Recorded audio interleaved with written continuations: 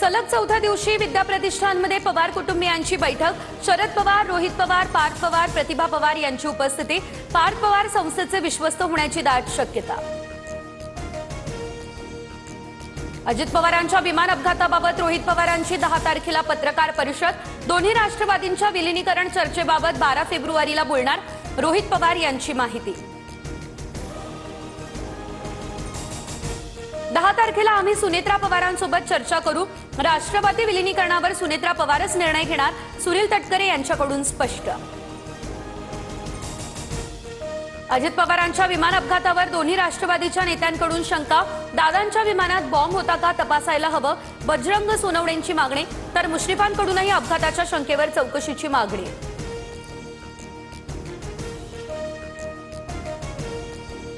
अजितदादांच्या अपघातग्रस्त विमानाच्या ब्लॅक बॉक्सच्या आधारे तपास सुरू।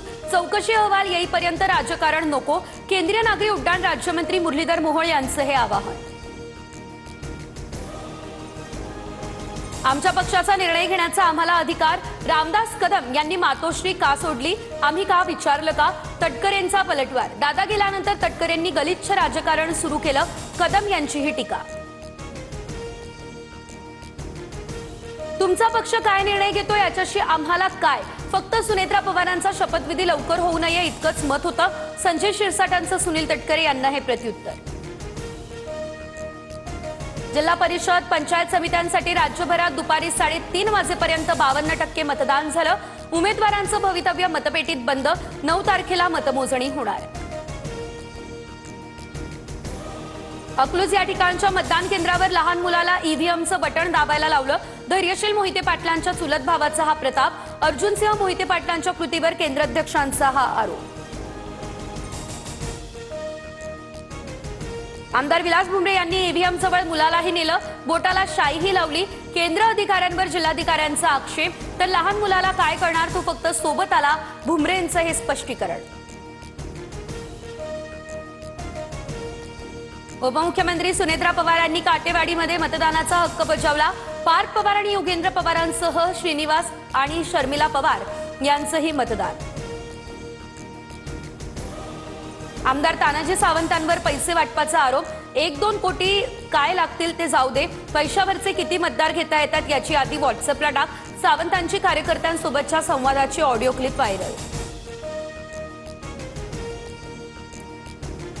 मुंबईच्या इतिहासात भाजपचा पहिला महापौर, तर शिवसेनेचे ठाकरेंकडून विरोधात उमेदवार न देण्याचा निर्णय।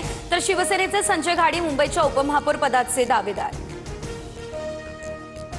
महाराष्ट्रातून राज्यसभेवरती निवडून गेलेल्या 7 खासदारांची मुदत 2 एप्रिलला संपणार। विधानसभेतील महायुती आणि महाविकास आघाडीकडील पक्षीय बलाबल पाहता राज्यसभेची निवडणूक बिनविरोध होण्याची दाट शक्यता।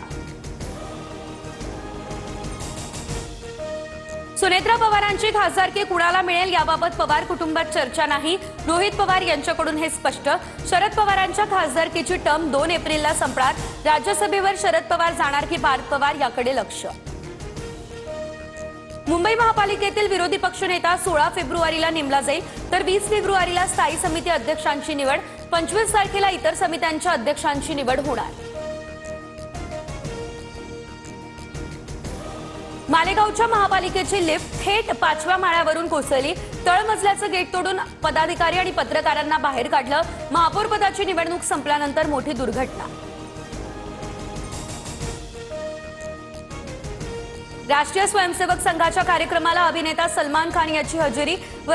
तर संघाच्या शताब्दी वर्षानिमित्त मुंबईमधील वरळीमध्ये एक भव्य दिव्य कार्यक्रम देखील करण्यात आला आयोजित। अनेक बॉलिवूड सेलिब्रिटीही राहिले हजर।